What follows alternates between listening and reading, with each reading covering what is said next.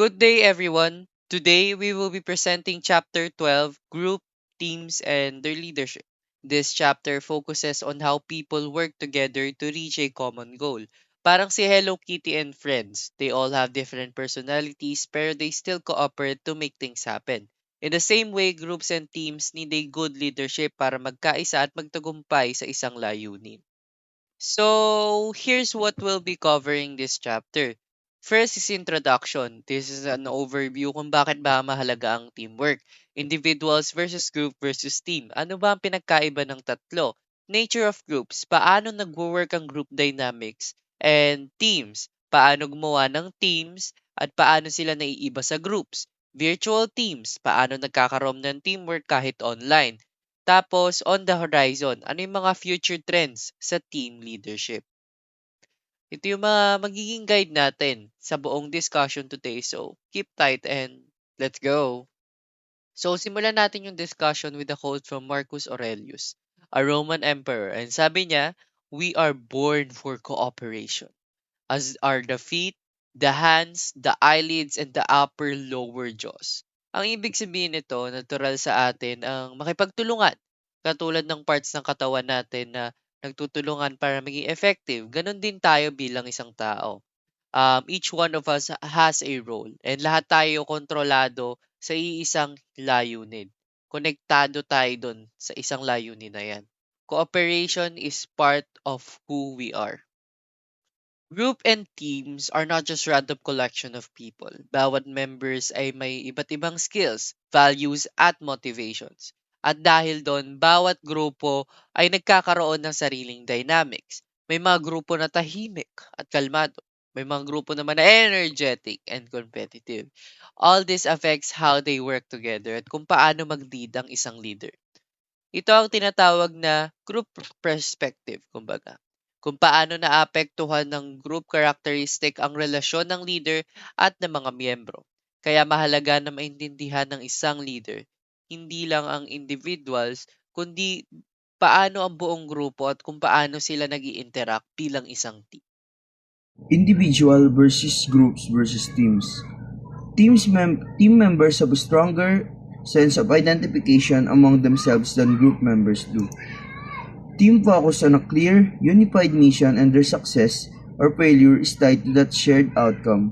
In contrast, groups may share a general purpose but individuals often pursue separate goals without the same collective commitment. Thus, independence is greater with teams than with groups. Roles in teams are generally more differentiated and specialized. Each member brings complementary skills and fulfills a specific function that coordinated with others. In groups, roles tend to be less formally defined, less interlinked, and more focused on individual responsibility rather than collective synergy. On the next slide, we will talk about the nature of groups. So what is groups?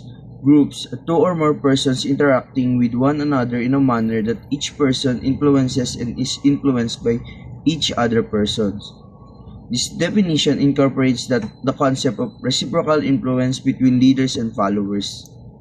Although groups are everywhere in society, ranging from work teams and social clubs to school cohorts, most people rarely stop to examine the internal workings that shapes how these groups function. The reality is that every group develops a pattern of interaction, roles, norms, and influences known as group processes, all of which deeply affect how members relate to one another, make decisions, and perform collectively. So, although groups play a pervasive role in society, most people spend little time thinking about the factors that affect group processes and intergroup relationships. Example is yung study group sa mga college. Ang ibang miyembro ay hindi dumadalo at iniisip nila na bahala na ang iba. So, hindi nagkakasundo sila sa sistema. So, kapag malinaw ang tungkulin ng bawat isa at pare-pareho ang pananaw, mas produktibo ang grupo. Moving on to the next slide, the implication of group size we're going to discuss. Leader emergence is partly a function of group size. As group size increases, cliques are more likely to develop. Cliques. Cliques are subgroups of individuals who often share the same goals, values, and expectations. Leader emergence is partly influenced by the size of the group. In smaller groups, individuals have higher visibility and fewer people to coordinate with, which makes it easier for someone to naturally take charge. While in larger groups, however, leadership becomes a more complex, visibility is reduced, more members must be aligned, and formal structures often become necessary for someone to successfully emerge as a leader. Implication of group size affects leaders' behavioral style. Leaders with a large span of control tend to be more directive, spend less time with individual subordinates, and use impersonal approaches when influencing followers. The size of a group influences a leader's behavior significantly. In smaller groups, leaders tend to adopt a more participative, relationship-oriented style because they can engage individually with members and consult them in decisions. In larger groups, leaders often shift toward a more directive or formal style, focusing on structure, rules, and coordination rather than on personal interaction. Group size influences how effective the group will be. Smaller groups often communicate better, stay more cohesive, and have higher individual accountability, improving performance. In contrast, as the groups grow larger, coordinations become harder, contributions may be diluted, and the overall effectiveness can drop. Now we're gonna talk about limitations to the benefit of size. Decreasing returns on a per capita basis. This means each additional person adds less value than the person before them, and the group's overall efficiency relative to its size drops. This often occurs in additive tasks due to process losses. Next, let's move on to Tuckman's stages of group development. According to Bruce Tuckman, groups go through 4 stages as they grow and mature, which is forming, storming, norming, and performing. Next slide please. Along with Tuckman's model, Jersik's punctuated equilibrium model also explains group development. It suggests that teams do not always start working immediately. Instead, they spend time exploring ideas before a sudden burst of productivity midway through the project.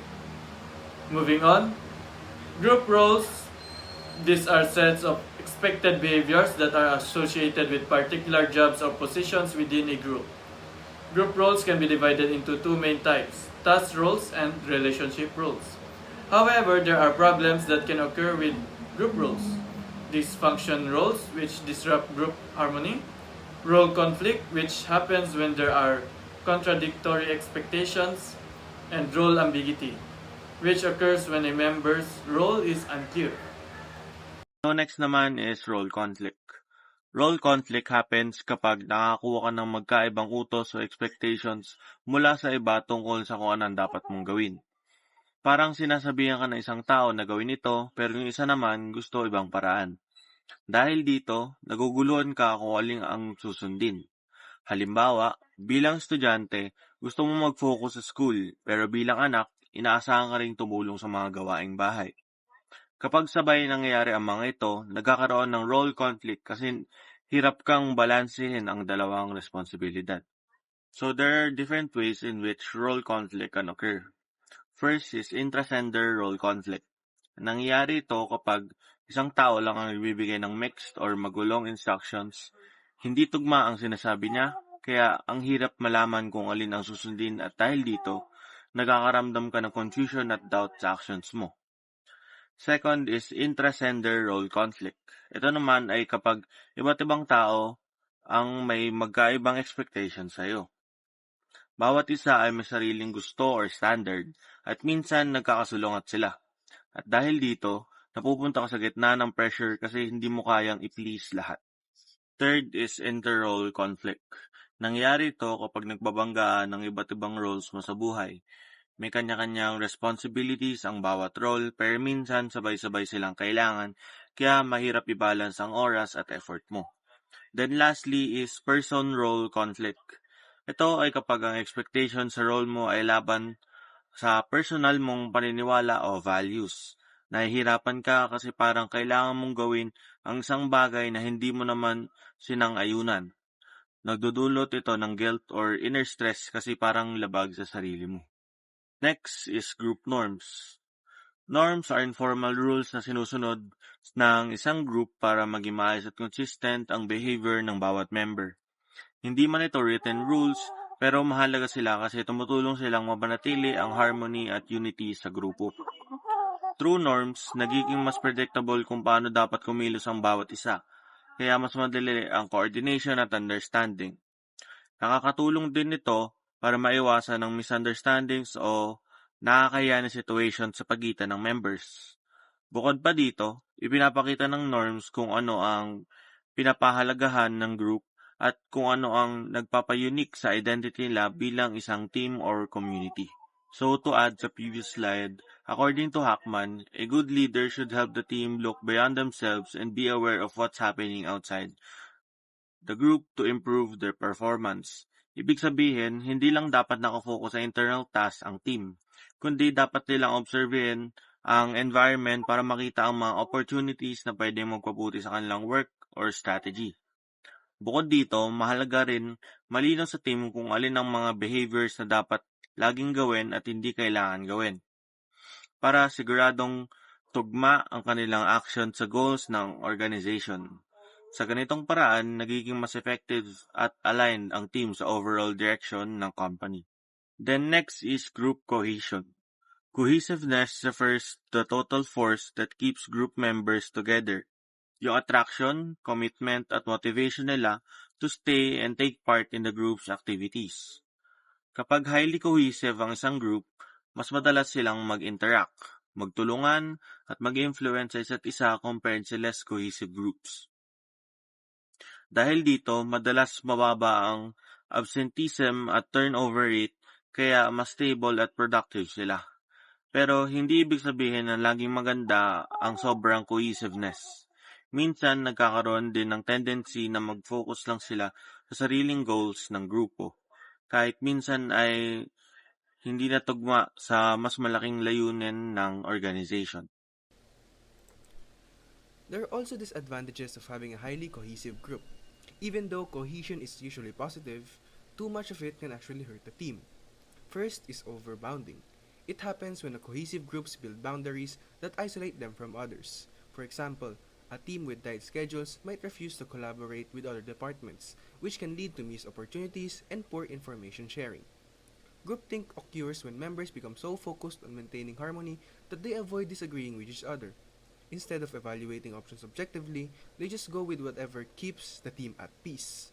For instance, a planning committee might approve a weak proposal simply because no one wants to be the one to disrupt the team.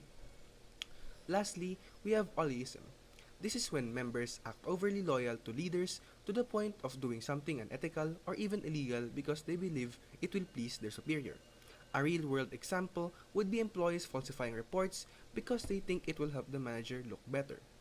Overall, while cohesion helps team bond, too much cohesion can lead to unhealthy behaviors that harm decision-making and organizational integrity. Effective teams have clear mission and high performance standards, meaning the members understand their goals and the level of quality expected from their work. Effective leaders regularly evaluate the team's environment, making sure that equipment, training, and resources are available. For example, in a manufacturing team, a leader may check if the tools and safety gear are in good condition for their daily operations. Leaders also take time to understand the strengths and weaknesses of team members so tasks can be assigned effectively. They ensure that each team member have roles they are good in, which guarantees productivity, efficiency, and effectivity. They work to secure the necessary resources, whether that's training, software, or additional manpower. Proper planning and organizing are also essential, allowing teams to use resources efficiently and manage workloads well. Overall, these leadership actions help create a strong foundation that supports team effectiveness. Communication is a key characteristic of any effective team. High levels of communication allows team members to stay aligned with the mission and to use each other's skills and knowledge more effectively. Good communication helps the team stay focused and also minimizes conflicts. Many interpersonal issues arise from misunderstandings or lack of information. By encouraging open conversations, Teams can catch small issues early before they escalate.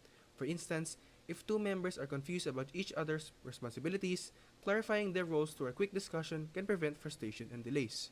In short, communication acts as the glue that keeps the team from functioning smoothly. It ensures clarity, reduces stress, and strengthens collaboration. Without strong communication, even the most talented teams will struggle. Figure 12.1 shows the organizational shells within the company. The organizational shells are in the form of four concentric circles. They are surrounded by four arrows that represent the four critical factors for team design. These factors are task, boundary, norms, and authority. These factors are necessary for the team to work effectively and efficiently. The first shell refers to the team at work. This involves the team's daily tasks and collaboration. Using one example, imagine a hospital emergency response team. That's the doctors and nurses working together to treat patients. The second shell is group formation. This includes the roles, relationships, and communication patterns within the team. In our hospital example, this would be how clear the roles like triage nurse or lead physician are defined, and how well the team communicates under pressure. The third shell represents the organization. This includes policies, leadership style, and resources provided by the hospital. For the emergency team, this means hospital protocols, available equipment, and staffing rules that affect how they operate. The fourth shell is the industry. This refers to the broader healthcare field, which sets standards like safety procedures and required training for medical staff. And outside all the shells is the external environment, which includes factors such as government regulations or public health situations. For example, during a pandemic, hospital teams may face increased patient load and stricter guidelines. Overall, these shells show that a team's performance is shaped not only by internal teamwork, but also by the organizational, industrial, and environmental factors surrounding them.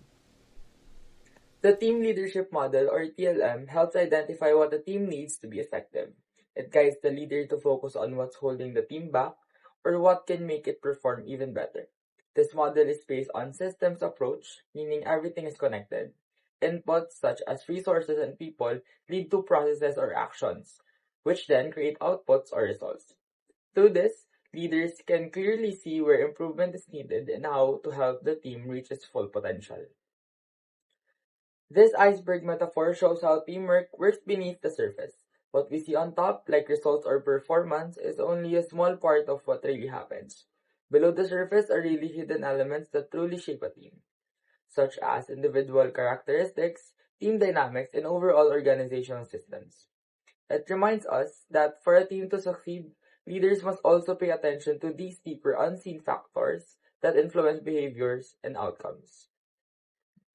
This figure explains how effective teamwork leads to high performance. When a team has strong inputs and smooth processes, they can achieve great outputs like satisfied members, accomplish goals, and improve team capability. High performance teams not only meet expectations but also keep growing stronger over time. This model helps leaders track how each level, from individual traits to team systems, contribute to success. Now, this slide focuses on the key process variables that leaders should look at when analyzing team performance. These include effort, skills and knowledge, strategy, and group dynamics. Each one affects how well the team works together and reaches its goals. By checking these areas, leaders can identify what's going well and what needs to be improved to help the team function more effectively. So this slide talks about how building a team is just like building a house or a car. You start with the concept, make a design, engineer it to do what you want, and finally, you build it to meet those plans. It also highlights three key functions for leaders: dream, design, and development. A leader needs a clear vision or dream, a solid design before starting, and continuous development to keep improving the team.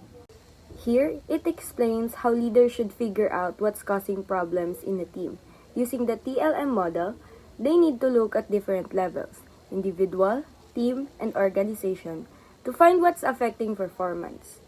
For example, they might use surveys to check motivation, look at the reward system, or see if tasks are poorly designed. Basically, Leaders diagnose the root of the problem before trying to fix it. Concluding thoughts about the TLM. This slide reminds us that even if a team is well designed and has great system, it still won't perform well without enough material resources. Leaders can improve team effectiveness by making sure everyone knows the purpose, by designing or redesigning systems when needed, and by coaching the team regularly. Factors from the team leadership model. This last slide shows how everything connects: the leader, the followers, and the situation. The leader's job is to assess what's happening and make correction through designing, coaching, and modeling. It's about balancing team design, individual factors like motivation and skills, and the organization system to achieve good outcomes. So, ayan, malapit na tayo matapos. Now, we are gonna talk about virtual teams. Lahat naman tayo familiar sa concept na to since we have online classes. Virtual teams are also referred to as geographically dispersed teams or GDTs because they are people who came from different areas or location that come together online to work as a team. So this kind of concept is also utilized by companies that have a hybrid setup. One example I personally know of is the Ernst & Young accounting firm or EY, which only requires their employees to come to office 2 to 3 times a week, with the flexibility to work remotely on other days. Studies have shown that people who work in virtual teams should work on the following areas that we can see on the screen. But to put it more simply, they should have a hands-on approach such as managing daily operations, teams, and allocating resources to meet the company goals through the use of communication technology such as MS Teams or Google Meet. Doing this will encourage global operations and foster trust among members of the same team even if they are from different locations. Lastly, going global also means upgrading to a global level, which includes considering the diversity and strengths of the team. Now, as a leader naman, how should we lead a virtual team? Well, according to previous research, they concluded that in a virtual team, the difference or separation between members is much complex. And second, the impact on performance does not correlate to the physical distance between members, but rather more on psychological and subjective factors. And lastly, yung effect ng distance have at least 2 variables that affect it, which is integrating practices that will help the team and organization to reach a middle ground to work towards a goal. So to put it more simply, virtual teams' most prominent problem is the distance itself. It can affect the performance, relationship, and operations of virtual teams. So that's why leaders should focus on closing this gap between members that comes from different geographical location so that they can foster teamwork and camaraderie between the members. And that's it for virtual teams. On to another topic. What is the future of leadership? On the horizon refers to the study of team leadership, in which clusters are born. So yung clusters, they are teams that can manage without needing third-party or company intervention. Or in other words, they are self-managed. They are formed outside of the company's discretion, but they are hired and paid by the company. So para silang mercenary na group. This means may sariling system and hierarchy sila that they manage, govern, and develop by themselves. It also means that their operation and practices are defined by their own standards rather than conforming to a company's standards. So basically, clusters are teams that serves as a diverse option to companies in the event that they need something new or a unique talent that they cannot find within the company itself. Now, to summarize our group discussion, there are three most important points that you should remember in regards to groups, teams, and leaderships. So number one, there is a concept called individual perspective, group perspective, and team perspective.